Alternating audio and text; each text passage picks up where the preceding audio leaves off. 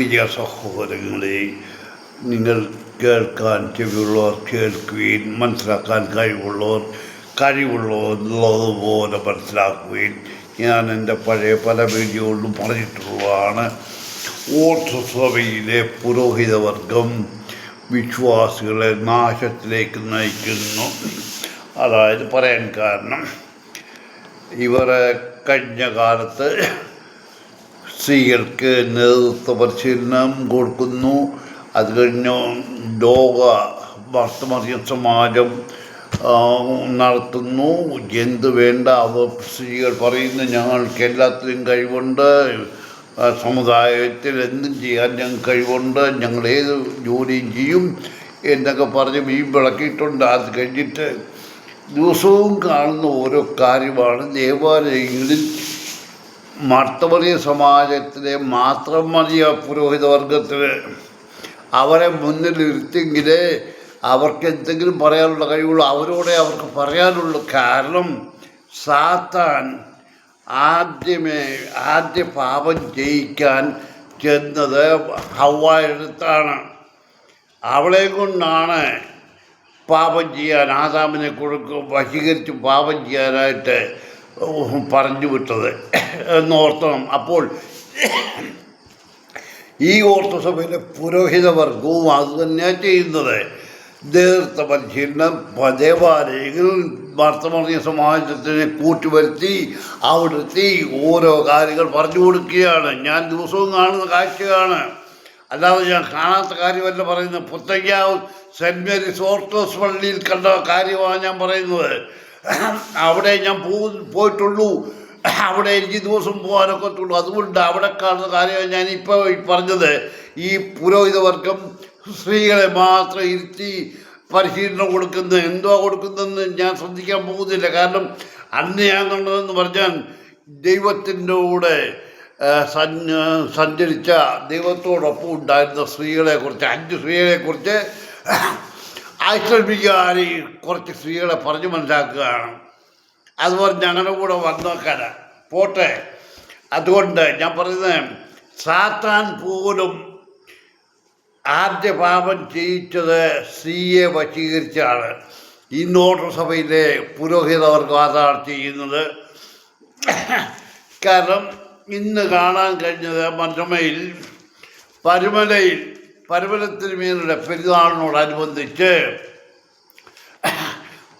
പരിശുദ്ധൻ എന്ന് പറഞ്ഞ കൊലപാതക കേസിലെ 1ാമത്തെ പ്രതിയായ ബാവ എന്ന് വിശേഷിപ്പിക്കുന്നവൻ പറഞ്ഞത്, നന്മയുള്ള തലമുറയെ സൃഷ്ടിക്കുന്നത് അമ്മമാരുടെ നിഷ്ഠയുള്ള ജീവിതം.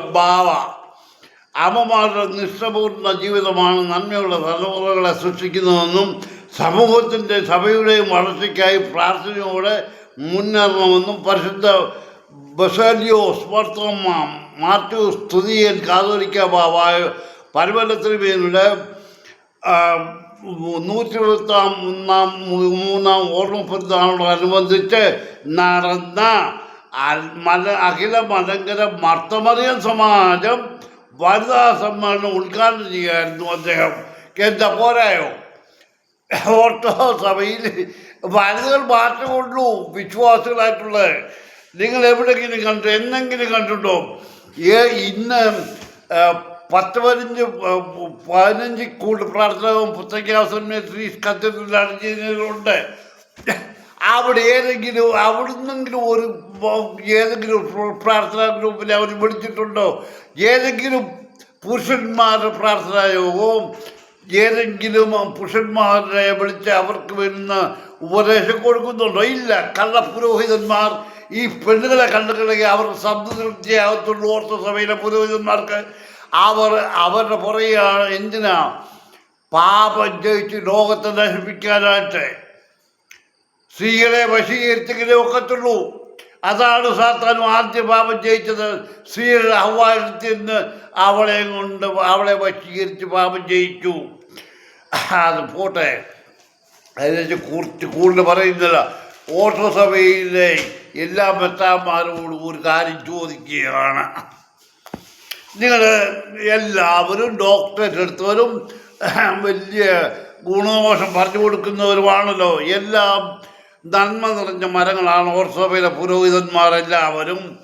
അവരോട് ഞാൻ ചോദിക്കുകയാണ്, ദൈവം ആദിയിൽ ലോകത്തെ സൃഷ്ടിച്ചു. ലോകത്തെന്ന് പറഞ്ഞാൽ ലോകത്തെ സൃഷ്ടിച്ചു. അത് ലോകത്തിലുള്ള ചെടികളും മനുഷ്യരെ സൃഷ്ടിക്കുന്നതിന് മുമ്പ് എല്ലാം സൃഷ്ടിച്ചതിനും തൻ്റെ സ്വരൂപത്തിനും സാഹചര്യത്തിനും മനുഷ്യരെ സൃഷ്ടിക്കുക എന്ന് നിശ്ചയിച്ചു.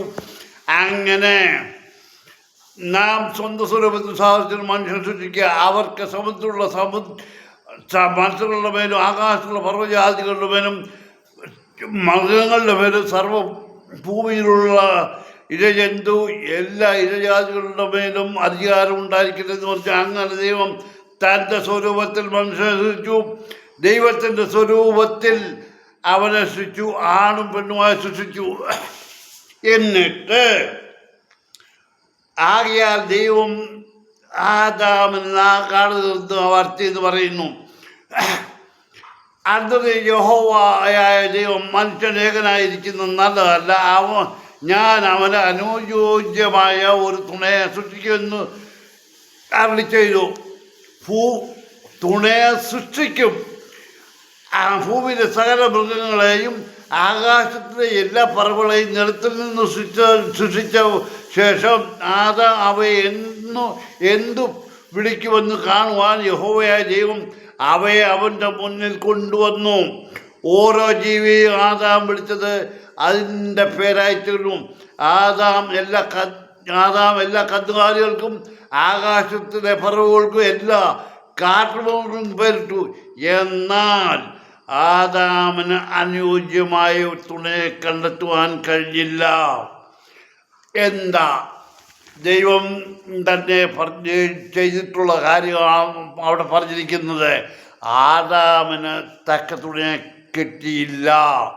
അതുകൊണ്ട് അവനൊരു തുണയെ ഞാൻ സൃഷ്ടിക്കും. ഈ മോട്ടോ സഭയിലെ 4-5 ഡോക്ടറേറ്റുള്ള പുരോഹിതന്മാരും ഉണ്ടല്ലോ. എല്ലാ അവന്മാരും പണം കീശയിടുന്നതിന് വേണ്ടി ഓരോന്ന് പറഞ്ഞുകൊണ്ട് കൊടുക്കുന്നല്ലാതെ നീയൊക്കെ ഇതിന് ഉത്തരം എന്തായിരിക്കെ പറയാമോ? നിനക്ക് ഞാൻ പറഞ്ഞു തരാം. നിങ്ങൾ പറഞ്ഞു തന്നില്ലേ, ഞാൻ നിങ്ങൾക്ക് അതിൻ്റെ ഉത്തരം പറഞ്ഞു തരാം. ഇനിയും പോട്ടെ. ഇപ്പം ഞാൻ ഇതിനെക്കുറിച്ചുള്ള ഓർത്തഡോക്സ് സഭയെക്കുറിച്ച് ഏതായാലും ഓർത്തഡോക്സ് സഭയിലെ വിശ്വാസികളെ നിങ്ങൾ മനസ്സിലാക്കുവിൻ. ഇവർ നിങ്ങളെ നന്മയിലേക്കല്ല കൊണ്ടുപോകുന്നത്.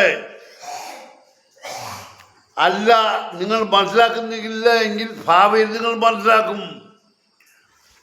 ഞാൻ എനിക്കിപ്പോഴേ പറയാറുള്ളൂ, ഇപ്പോൾ ഓരോ കാര്യങ്ങളും നാശത്തിലേക്കാണ് പോകുന്നത്. നിങ്ങൾ മനസ്സിലാക്കുകയും നിങ്ങൾ ദേവാലയത്തിൽ പോരാ. ഓരോ കാര്യങ്ങൾ നടക്കുന്നത് കാണുമ്പോൾ അത് മനസ്സിലാക്കണം എന്തുമാണെന്നുള്ളത്. ഇപ്പോൾ ഇത്രേ പറയുന്നുള്ളൂ.